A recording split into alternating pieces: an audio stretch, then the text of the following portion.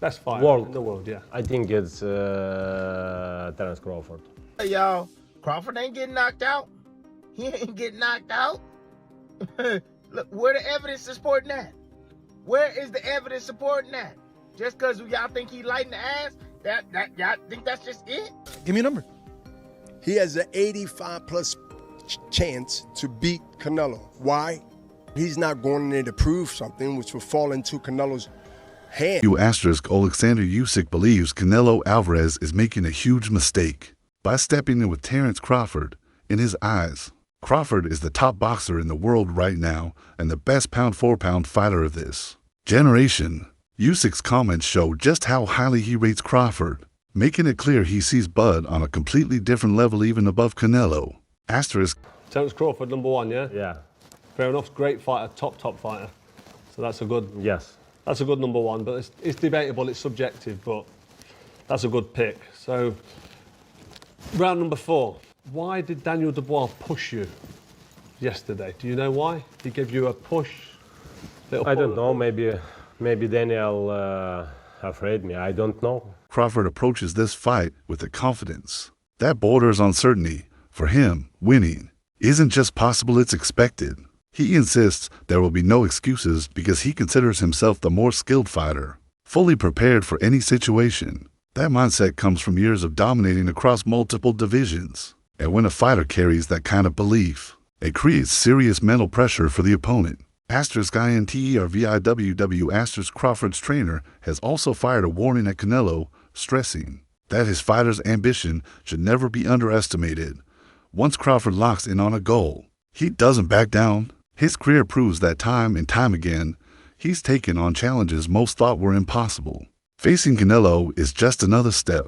His coach highlights that Crawford's edge isn't just physical training, but mental toughness and discipline. That relentless focus is what has carried him this far. Listen, however they rate me, it doesn't matter. At the end of the day, we got to fight, and I'm going to win the fight. As simple as that. Can I ask you about if there's any rematch clause with this fight with Canelo? No, it's not. Is that something you pushed for? No, I didn't. And is any weight restrictions to the fight at all? No, it's not. A lot of fighters would like to put on a weight restriction to this type of fight. Why didn't you want to do that? Because I want him at his best. I don't want no excuses. I don't want no, reasons why, he didn't feel good or anything. I want him at his best. Garrell Miller adds to the debate by pointing out Crawford's hunger.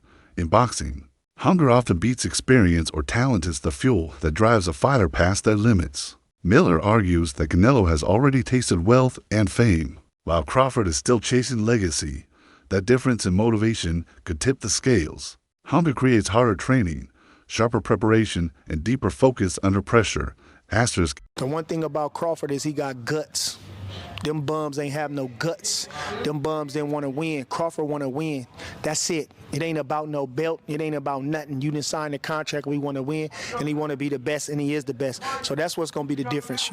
Crawford got guts. He got a fighting spirit. So when you see Crawford, he going to go in there and get busy with Canelo. Don't you even doubt that. You understand? You ain't never seen Crawford stay on the back foot in no fight in his life. You understand? He the type of guy to go get you. So expect him to go get him. We going to do everything we can to him. We going to do whatever we got to do. But one thing you can expect is Crawford is going to step to him, because you can't beat Canelo going on the back foot forever. You got to go get him. You got to do something. And he better know Crawford is coming. Boxing legend Bernard Hopkins went even further, giving Crawford an 85% chance of winning. Coming from a Hall of Famer who knows elite competition, that's a huge endorsement. Hopkins has always praised fighters with intelligence, adaptability, and strategy qualities he sees in Crawford. By giving him such high odds, Hopkins is basically saying Bud has the tools to cancel out Canelo's strengths. He knows upsets happen when skill, preparation, and belief come together. Asterisk. Who do you think's going to win that? I'm pulling for Crawford in this one. I think people underestimating his strength right now and his size.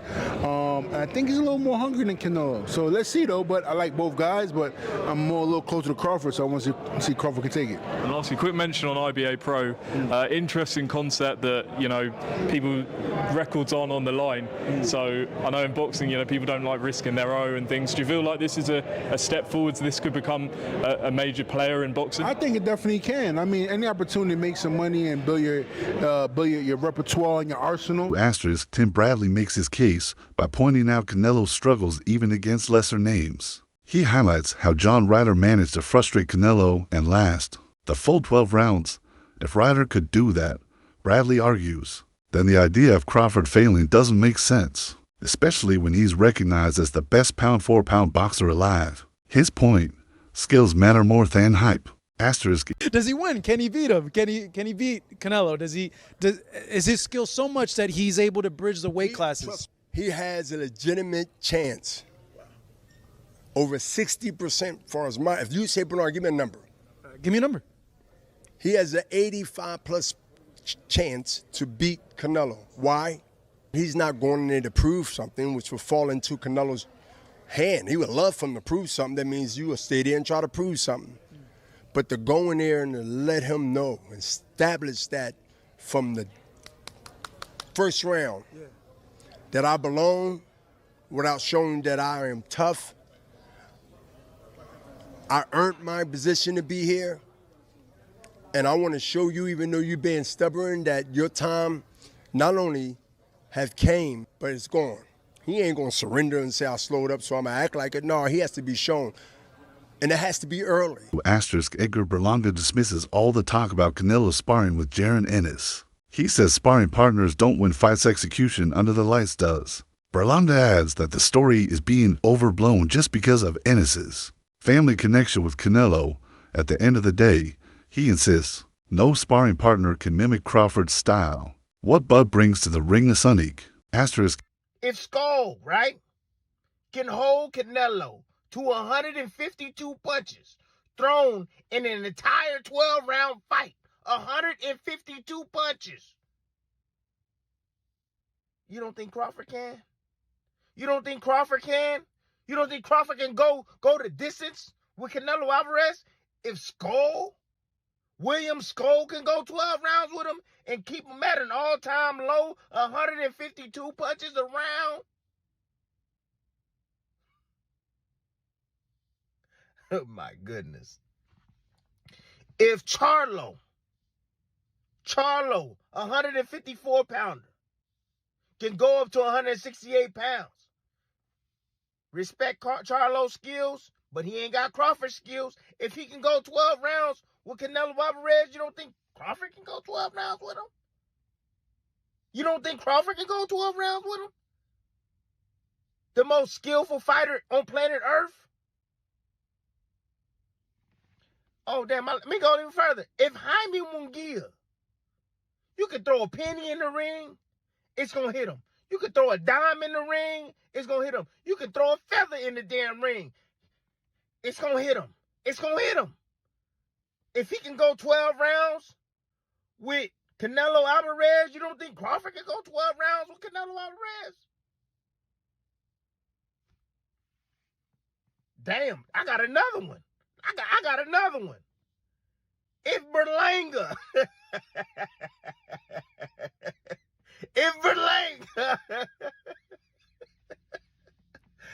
if Berlanga can go. Asterisk. Crawford himself has explained why he feels so confident.